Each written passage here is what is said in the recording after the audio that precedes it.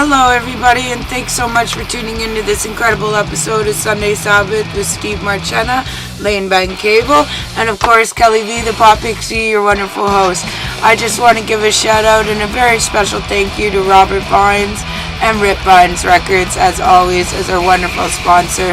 I also want to give a shout out to the THC International Heavy Metal Club, which I am now president of in the Canadian chapter. I also want to say thank you so very, very much to Pyre Driver Records, as always, for your help behind the scenes, and Roy Stegman.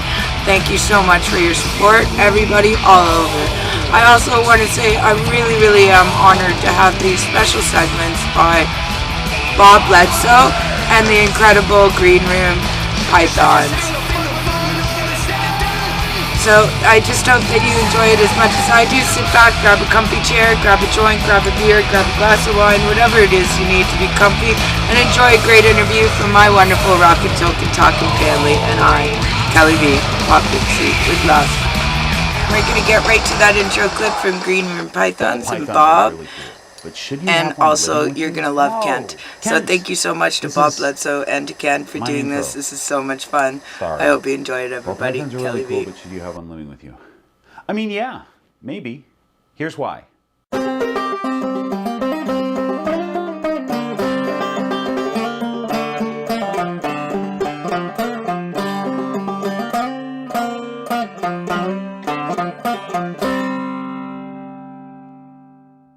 Welcome to the Green Room. I'm Bob Bledsoe. This is Molly Malone. Behind the camera, as you already know, is my brother Kent at the Real Kentstagram on IG. Kent, maybe since you're the marketing department, you could promote Green Room Pythons also. Green_room_pythons.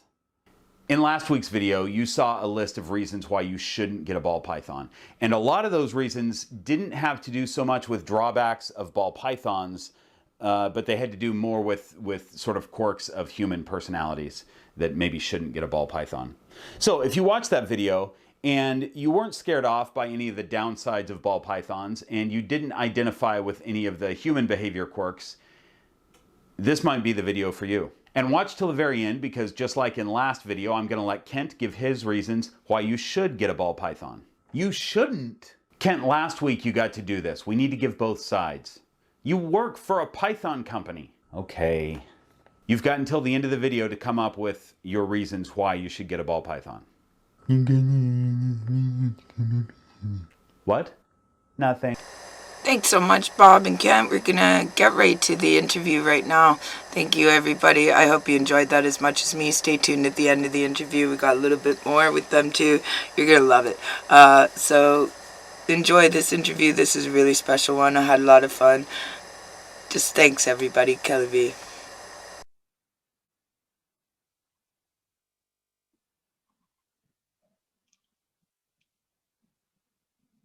Hello, how are you?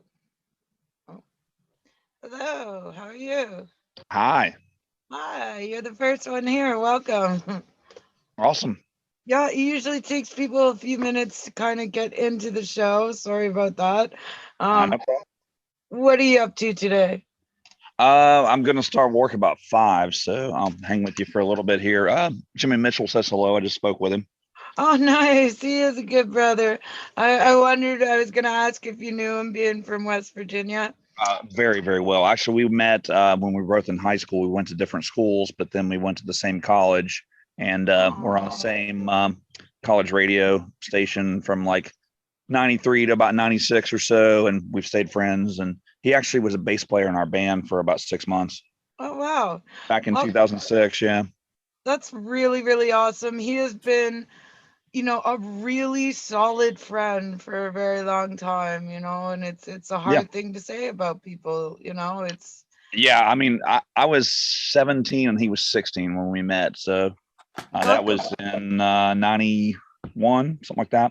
Nice. Welcome, Steve. This is my other Sunday co-host. This is Andy. How do you pronounce your last name? It's just hot, like hot water. I thought so. Okay. Andy Hot, who coincidentally is a good friend of Jimmy Mitchell, who's been on my show and a great friend of mine. I think maybe you've been chatting with Jimmy a bit as well, right? Absolutely. How you doing, Andy? How you doing, Kelly? I'm doing Right great, on. man. I'm okay. Good to be here. What band are you in, brother? Oh, me? Yeah, introduce yourself. Hello out there. I am Andy Hott. I'm the vocalist for the band ROCKn. We're a hard rock, heavy metal party from the hills of West Virginia and Kentucky, and hopefully soon to, travel the world again. One day. Yeah. Both of you guys' video is not working. Is that on? Oh, let me see okay. What do I need to do here? Can There you see should me be a now, little- Kelly? Go I can ahead. see you, yeah. Cool. So what do I need to do here? There should be a little button down at the bottom left or so. Okay, let's see here. Okay, start video. Mm-hmm. There Well, we are. there you go. How are you, man? Good to see you. Hello. It's really funny. I have a new friend who every time I tell a West Virginia story, I start off with, when I was in West Virginia, it's like, that is a song that needs to be written. Like, you could go a million different directions. Have you ever been there, Steve?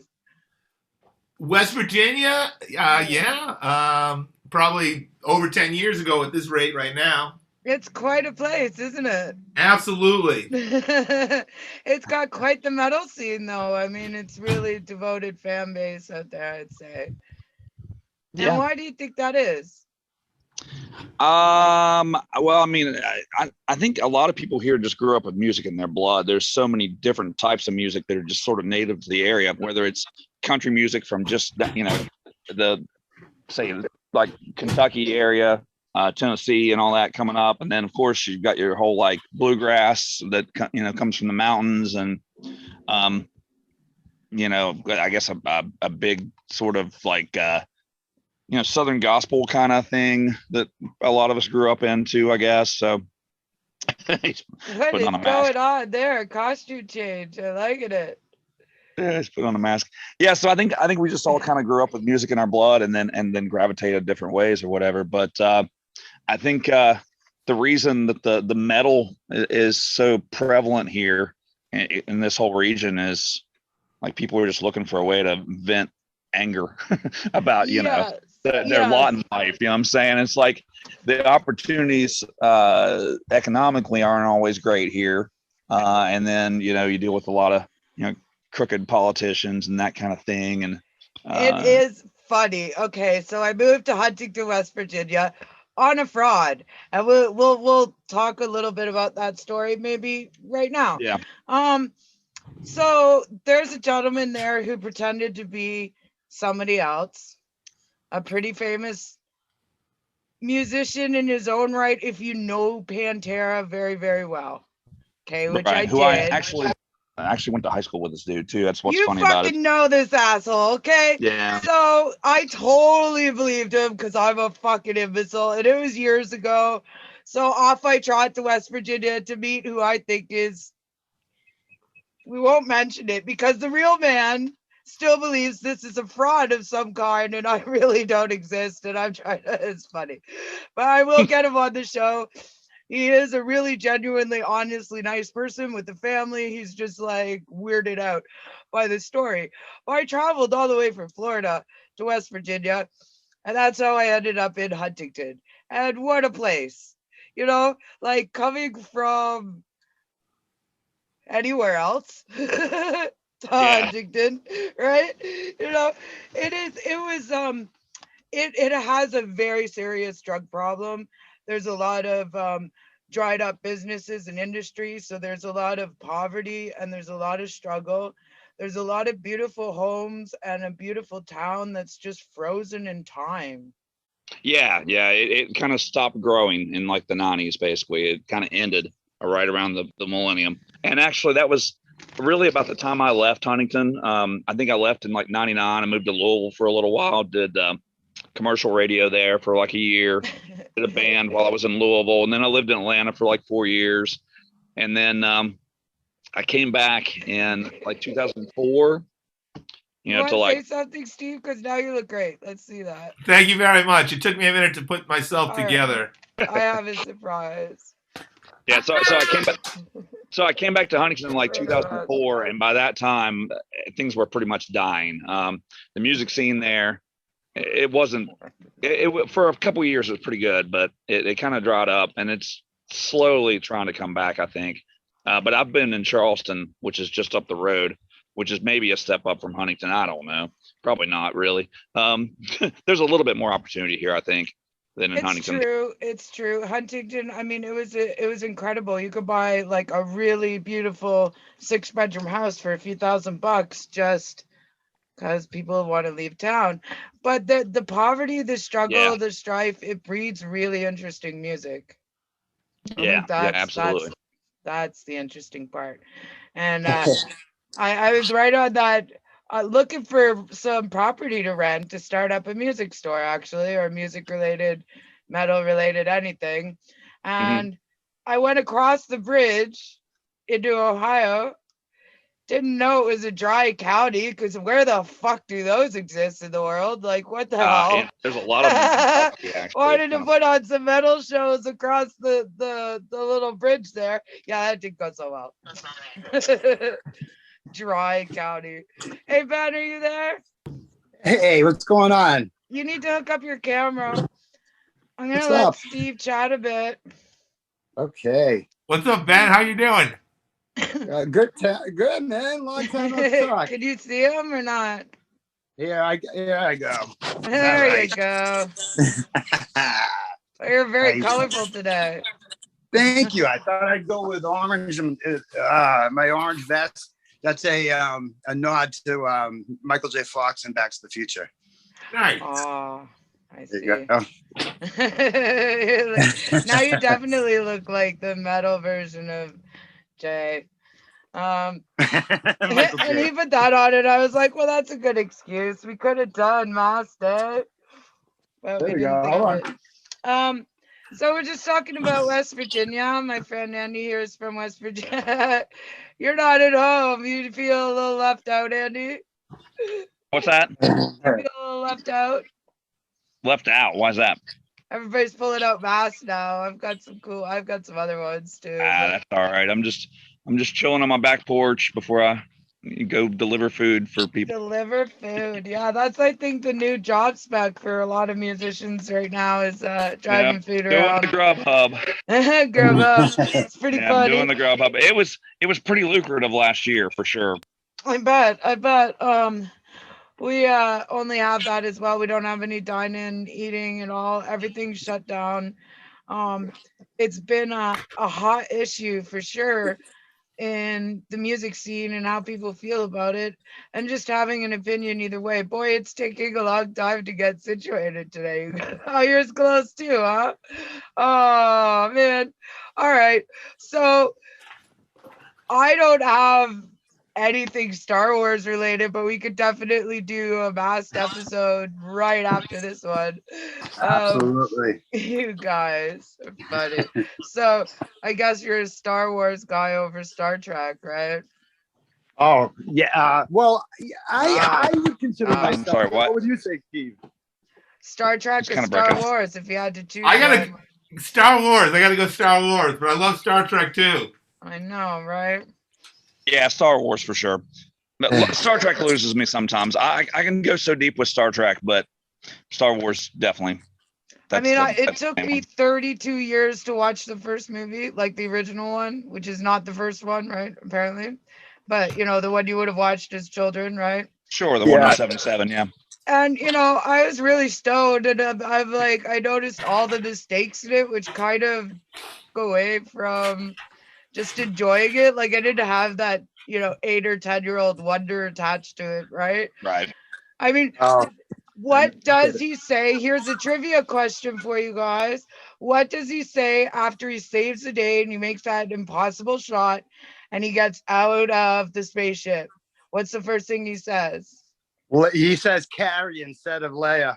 Ah, you're right. Oh, yeah. 55 pixie points to you. Yeah. I've trumped a few people on that. I'm not even a real fan. They're like, oh, how could I not know that? Kelly, because you're talking about that, I saw an interview with Harrison Ford where he's talking about making that first movie. And of course, they shoot the scenes out of order.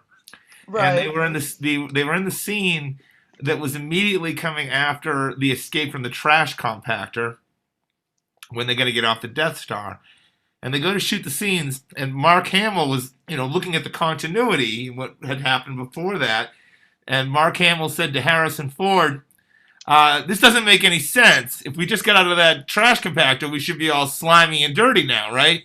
And Harrison Ford says, kid, if the audience notices that, we're all going to be in a lot of trouble. Yeah.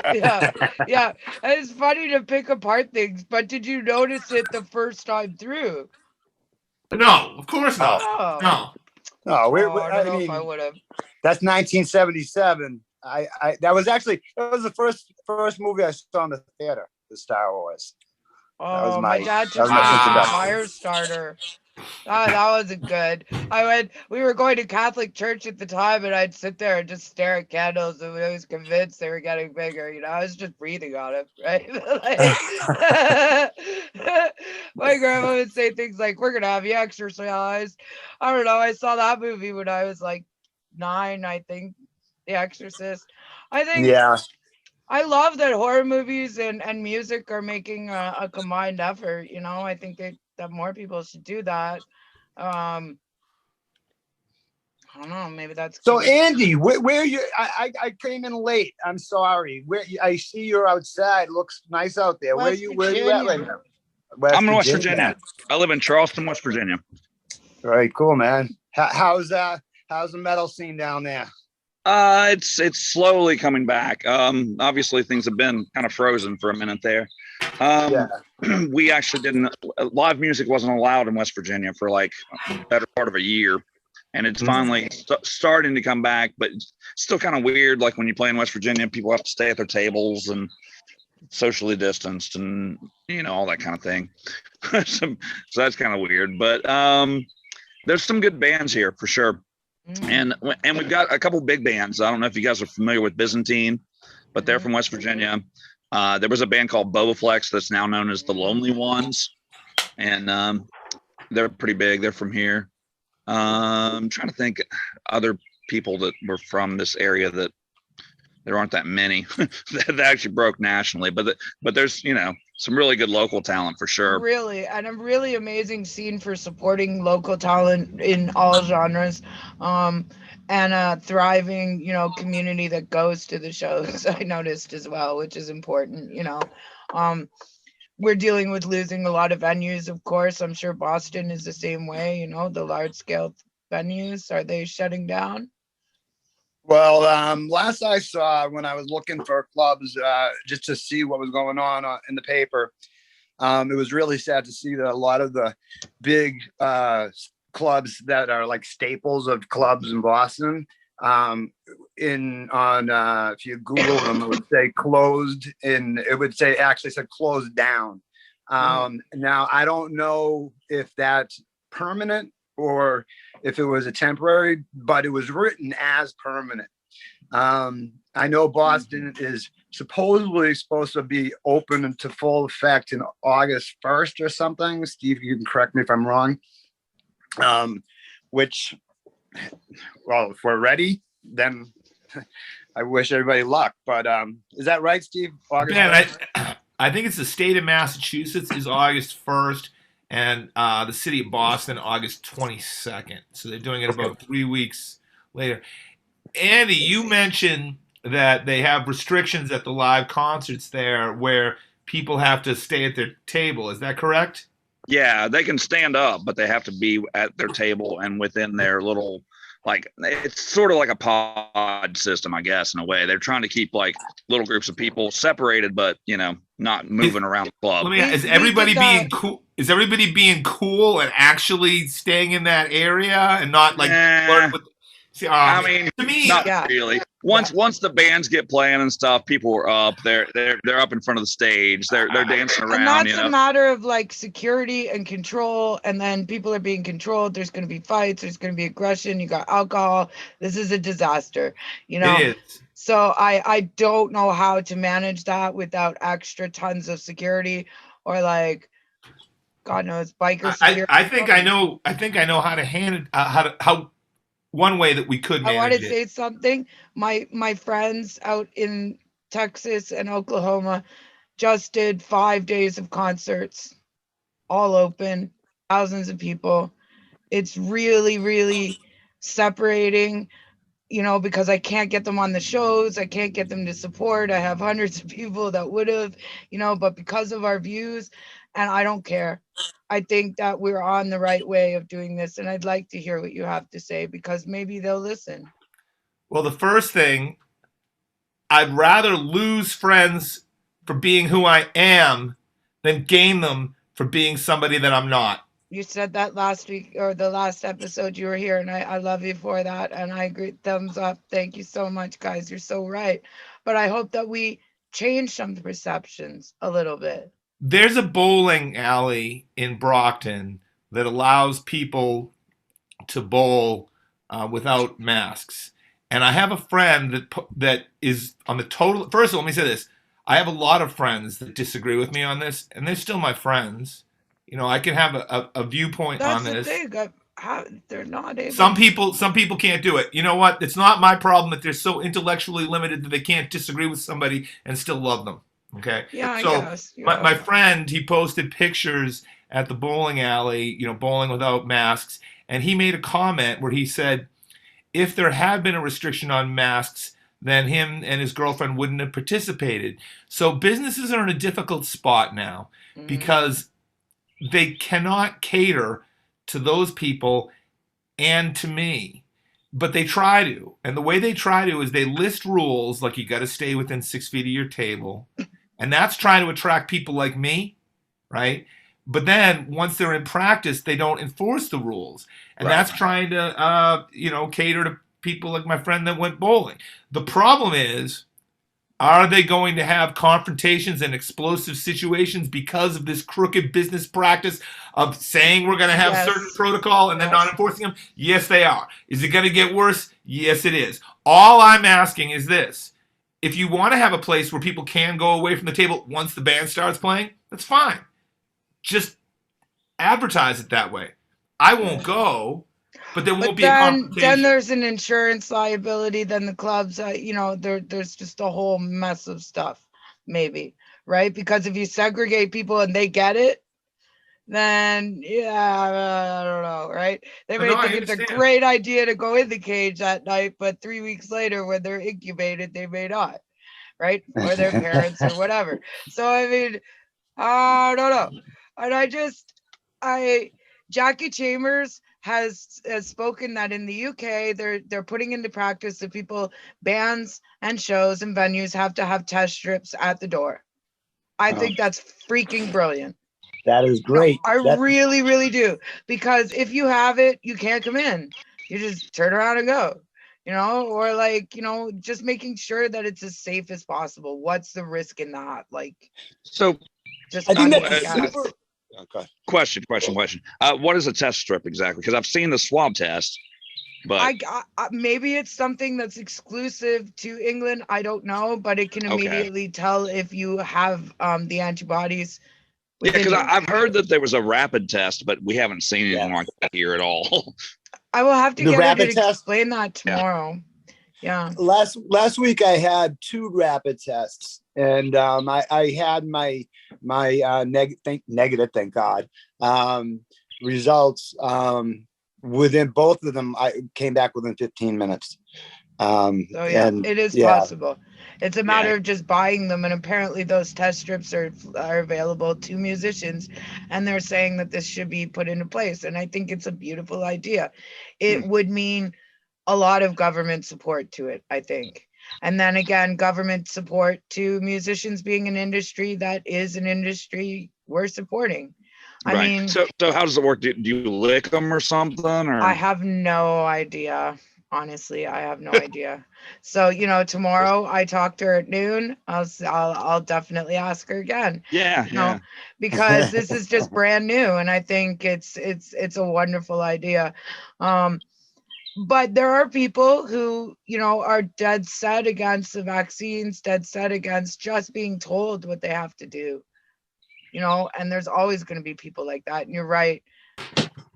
I'm sure that in a zombie apocalypse, there would be people that would be like, no, let's go out and play with the zombies, right? It doesn't make them intelligent. It doesn't make them right. Sure, they want to be able to do whatever they want to do. Like, honestly, every horror film has somebody like that. Except the Greenpeacers and the vegans who are like, maybe they have rights too. You know what I mean? Like, or, yeah, I don't know. You're right. I'm more of like, that'd be a fun day. That'll just be a fun day. I'll finally have a castle to live in, that's for sure. The zombie, Kelly, are you saying you're going for the zombie apocalypse? Yeah? Yeah. My friend joked and said, I'm getting you a big red button for your birthday. And boy, that would just be too much fun. I mean, you could take a really, really backwards place, blow up the rest of the world, and that would be the most advanced place on the planet. Like, I think there's a place in Kentucky that's the most inbred in the world. There's a family there who's been inbred for like 200 years. They've literally turned blue. Yeah, they call them the blue people. The blue people, yeah. So you could like blow up all of humanity but the blue people. Really? This is a real family? It really is, yeah. 200 years, I think, or so, they inbred. And it wasn't just a few people. They were scattered amongst a very large clan and different shades of blue.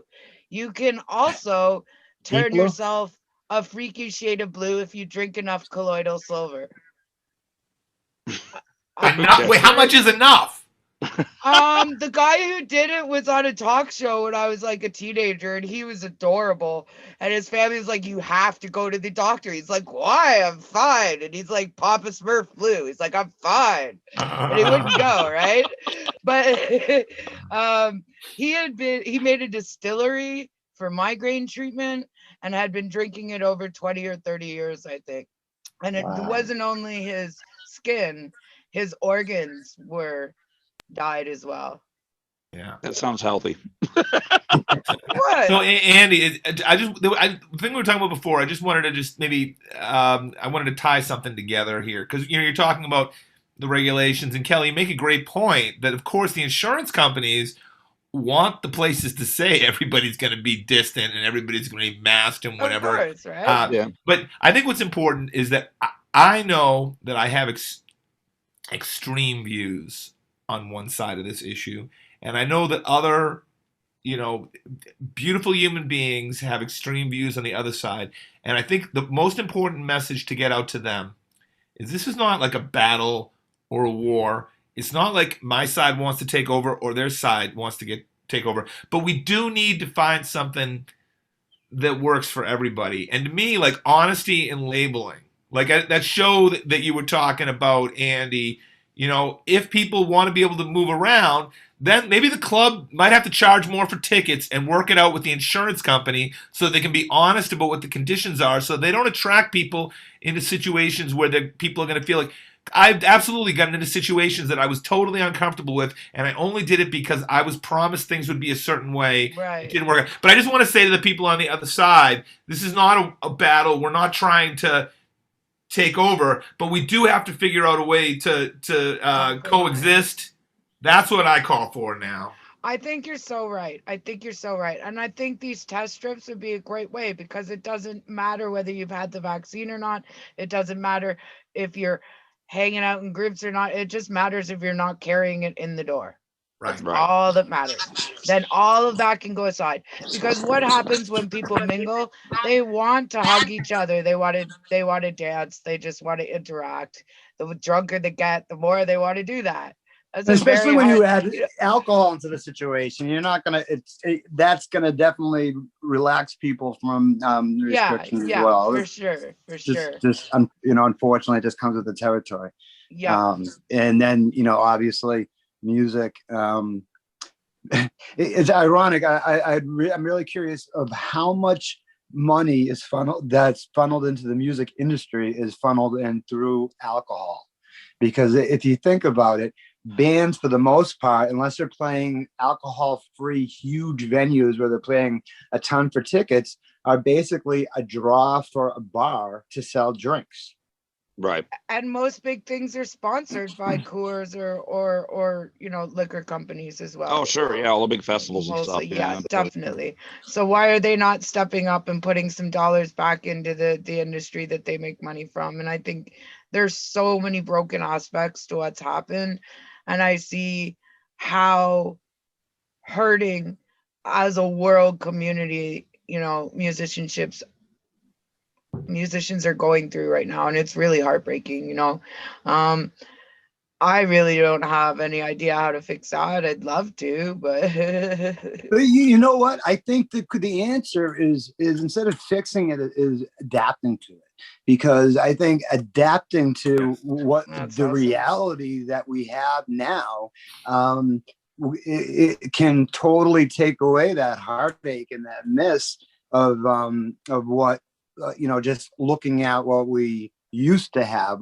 As human beings, we're conditioned to always look at, over the fences, or look backwards, and change and new things are just generally frightening for human beings. But if we embrace all of the technology that we have, and is being constantly updated, and as a music community, use that to bind us all together, just like the four of us are right now, just like Steve and the rest of Sex and Witchcraft just had a band meeting through Zoom. The musicians can all embrace us, and we can actually make a stronger knit community. There's definitely things that are much more valuable, being able to talk to people all over the world instantly, than just going out and trying to advertise in one parking lot at a time. Yeah. I have to say, go ahead, guys. I got to run. Agree. But it's been good talking to you. We'll definitely do this again. Thank you guys for inviting me. And Thanks for being there. everybody out there, check out my band, All Zero right, you King. guys have a good day at work, man. Thank Take you. it easy. All right. Bye-bye. But I love that he's wearing a metal shirt too, and he's gonna go to people's door. I wonder that's awesome. what kind of reaction that gets. Oh, Ben, you were just talking about being able to do this stuff, and one thing that strikes me is that throughout the history of the human race, people would have given anything for this magical power, for No Kelly to kidding. be in Canada, and here we are all in different places, and yet we're having a conversation and we can see each other. I think we're so fortunate to have this technology. And when people will be like, I don't like the Zoom meetings, it's not the same. I feel like they're like, what are you, 5 years old? I just want to say, I do appreciate the technology. And when people don't, hey, Andy, how you doing, man? Take us to work with you, Andy. Take us to work. I can't figure out how to get out of here. Can I just, if you're on a phone, I will tell you, Andy, the easiest thing to do would be to shut your phone off. I'm just saying, that would be the quick way to do it. Wow. Have you ever worked IT before? Are you the guy that people call? No, No, not me. not you. No, Steve. Not me. Yeah, I got some work as a remote music specialist doing this for music school. Yes. Yeah. Yes, Okay, there's I that. think that Stop more video. Okay, I got- people are getting used to Zoom. I think it's with doctor's visits and all kinds of stuff are happening by Zoom now. But I'm excited. I think we do need to take it to the next level. We got 10 more minutes, so we might as well talk about that. Yeah. Is that something that you still want to do with the shows? Are you talking about improving teleconferencing and audio and video? Yes. Yeah. Okay. So, and do you have a little bit more time this week? Okay, it's a busy week, but what is it that you're looking for? What do we do with the show now? So I want to start sending around episodes or make a demo episode to send around to TV stations, public access TV stations, try and get picked up. I can speak to that right off the bat. So I'm just going to tell you a strategy that my cinematography teacher recommended that anybody take. That he's had some students be successful with this. Long story short, he tells them, keep shooting pilots. What my teacher was actually saying was, keep on creating new, different shows. The way that I could apply that is if you think about like a different theme and then think of it as a pilot based on that theme. But I got to tell you, here's the catch. But this is what the teacher told us. And this was 2 years ago, so this might be dated now. He says, you have to shoot everything in 4K because Netflix will look at, unsolicited pilots if they're at least 4K. They won't look at anything that's lower quality than that. So when you say this, to me, what would be the next step if you want to put this on TV?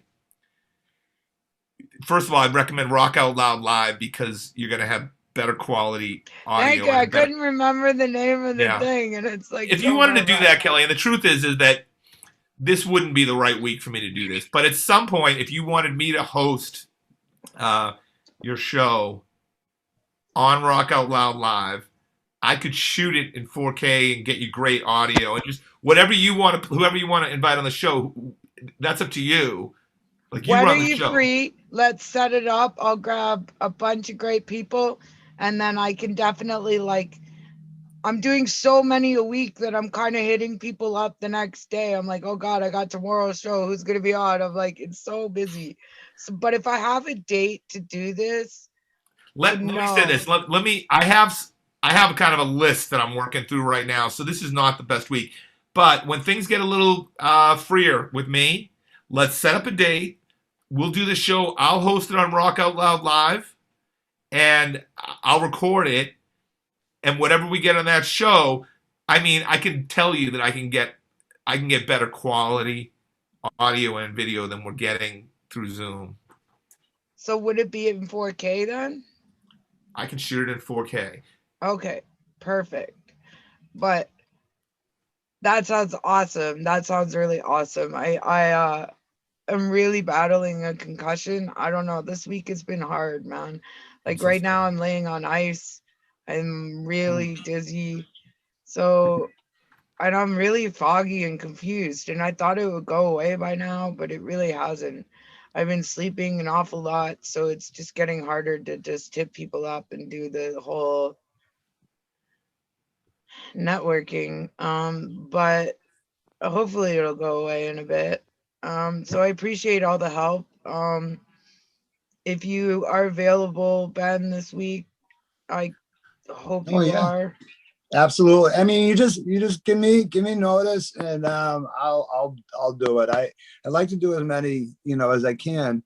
I think the whole idea of switching to a platform that we can have more control over the video and the audio is like element one. I'm not saying we can't do videos until we move on to the next platform, but I think that should definitely be a goal. And maybe what we can do is actually plan like a date, like a week and a half, 2 weeks ahead of time. Plan who we're gonna have on it ahead of time. Maybe just for the first video, the first show, maybe we can even do sex and witchcraft. Oh, sounds good. Absolutely. But I'll say this, Kelly, in terms of me hosting one, that could be whatever you want. And if you wanted to do sex and witchcraft on Zoom, I'm open to that. Listen, I love the idea of meeting people where they are.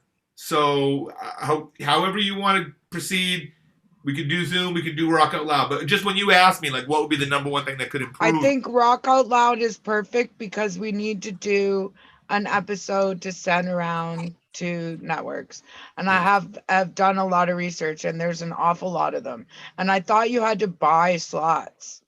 I thought you had to be approved and then buy, but you don't. Oh, wait, are you talking about Rock Out Loud? No, you're talking just about to get on public access TV, like a Wayne's World type show, right? Yeah, you have to be chosen. There's no money involved. Kelly, I like what you're saying, but I just want to just run this by you. Public access is great, and you can build your audience that way. But if you want to cash in on what you are doing, you want like Netflix. I That's know what I you want, do. And this right? is the thing, dude. Like, I got fucking so fucked over by a promoter. I was this fucking close. I was like, and I haven't been the same since, like, health wise. Like, and I don't think the guy will listen or give me another shot. And all I did was get a quote from somebody. He hounded me on it. I hadn't made my proposal yet. He promoter jumped me, went right to the companies. You know, it was a really bad situation. And it was the closest I had come to being syndicated on all the platforms. They were talking about putting me, and I made advertisements about getting the job. Everything was going so well. That's what I need, is to get syndicated on Netflix, Roku, Comcast. You're right. I don't know how to do that. I know how to hit public access. Start with that. But having said that, I can tell you a formula for Netflix. So, of course, first of all, I got to check because 2 years ago he said 4K was the minimum. It could be 6K now. I'd look into it. But here's the formula. Every show you do is a little bit different, Kelly. And the more you can figure out ahead of time, this will be, you may like, we'll do Mask Day or what, but you have to make them a little different. And if you make them a little different, I can't even get the people who agreed 10 minutes before they agreed to be on the show to actually show up on the show. This is so much work. I don't think people understand. Trying to wrangle 20 new people a week. I understand. Trying to make sure they all show up. Trying to promote their music. I don't even play music videos anymore. I don't even scroll the homepage on my Facebook. I hear what you're saying. Kelly, it says less than a minute. Please let me just say this. Don't make it about what other people do. Don't make it about what other people tell you that they'll do for you. Make it about what you do. Think about growing the show and things that you can do that you are in control of. If you do that and you target something like Netflix, if you keep doing it, it's a numbers game. Eventually they'll pick up a pilot and they're going to give you $10,000 or $15,000 to make another 20 episodes. That's not a joke. But you might have to be rejected 300 or 400 times before that. I'm just telling you the truth. It works. You just have to. The only reason people can't do it is because it's a full-time job. What I'm describing. If you just keep on making these pilots, dude, but you have something great here, Kelly. You could do it. Full-time job. And I have a lot of great helpers like you guys. You guys are doing a lot of amazing stuff, and I'm trying to do events and promotion and online stuff, and I'm just doing a lot. Kelly, you know what I think the main thing is that we got to focus on is quality over quantity. Get each show, instead of just jumping to the next one, just get the show produced so it looks like other shows that we want to put it next to. A quick thought about that, a way to get quality and quantity. There's something on Rock Out Loud Live called concert mode, and it would mean that we could do this live and invite people in as an audience, like a live studio audience, and record that. I'm just saying, there's a lot of ways. Yeah. Okay, so what do I need to get that program, and how much does it cost? You don't have to get it. It's okay. It costs something every month, and you have to have a good machine to run it. You don't have to do that. I have it. So when I host a show for you, we'll talk about how we'll do it, but we could do it live. And thank you so much, everybody. We do get cut off after 40 minutes. If you noticed, I was laying in bed as I do battle some air conditions, and I am bedridden sometimes. But I want to thank everybody involved for such a great show. Had so much fun. I really want to say thank you to Bob Bledsoe and to Kent and to Green Room Pythons, because this is just too funny, and I really, really enjoy it. And we're going to get right back to why Kent thinks that you should get a ball python, and I totally agree with the whole idea, because I love my Lemmy so very, very much. So thank you, guys. Thank you to Bob and Kent and to everybody behind and in front of the scenes in my ROCKn TALKn family. Python. Kent, you've had all this time to come up with reasons why someone would want to have a ball python. Let's hear it. Okay, I have a whole list now. Why you should have a ball python. by Kent Bledsoe. Number A, you don't care about the safety of your community. Number B, you want to choose your own way to die. 3, you like being sized up as a future meal. Number 4, you enjoy the feeling of massive teeth embedded in your face. Number 5, you like the feeling of snake venom coursing through your veins until it gets to your heart and eventually stops it, and you fall over and hit your head on the counter on the way down. Kent, that's impossible.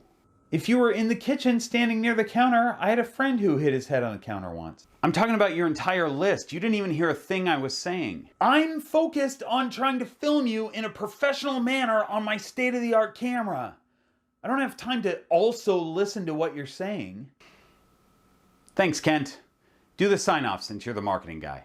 Like and subscribe and hit the bell, and we hope that you enjoyed this video on why you should get a ball python, which you shouldn't under any circumstances. They are awful creatures who are dangerous, and they'll eat you and your family and your neighbors.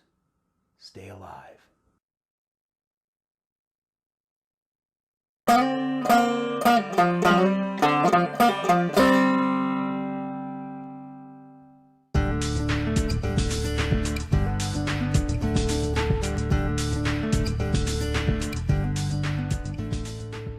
Thank you so much. How awesome was that? I just wanted to also say thank you so much always to Rip Vine Records and Roy Stegman behind and in front of the scenes. And thank you so much to the THC International Heavy Metal Club, which I am Canadian president, and enjoy this great ad. If you too would like to get involved and be on the show or just be part of this, here's how you reach out to me. And don't be shy, just drop a line. We'll be lucky to have you. So that's what it's all about, spreading and sharing the love and therapy and music. I want to thank everybody and I hope you like, share, and support the show. Thank you so much, Kelly.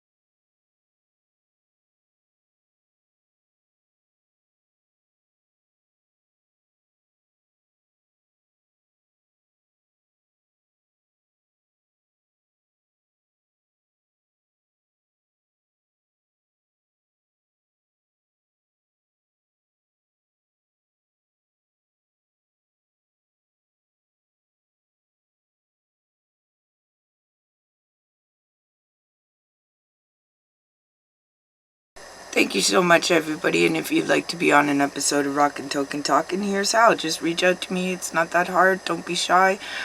Really accepting, and it is a lovely growing family. We have so many great versions of the show. And we tape on Fridays at 4:30. We tape on Sundays at 4:30, and we tape on noon at Mondays. There's so many great shows to get involved in and so much to enjoy. So we'd love to have you. We'd love to spread your music around, and that's what it's all about. So again, right at the end of this one, you're going to have my how do you get hold of me information right here. So don't be shy. Drop a line. Thanks so much for supporting, liking, and sharing, and spread it around with love. Kelly V, the Pop Pixie. I just want to say that I was re-listening to the very intro of the episode, and I do apologize for saying girl school. I do suffer from something called narcolepsy with cataplexy, which gives me a little bit of a speech problem sometimes. It's brought on by just a paralyzation of certain muscle groups, especially with strong emotions. So doing this show is always strong emotions, but I do apologize for that and any stutterings and ums that may be too frequent. But I just want to say that that's part of the work as well. So much for charity and rare disease and complicated disease and just awareness to disability. So thanks so much for appreciating and understanding, and love you, Jackie. Thank you, Kelly V.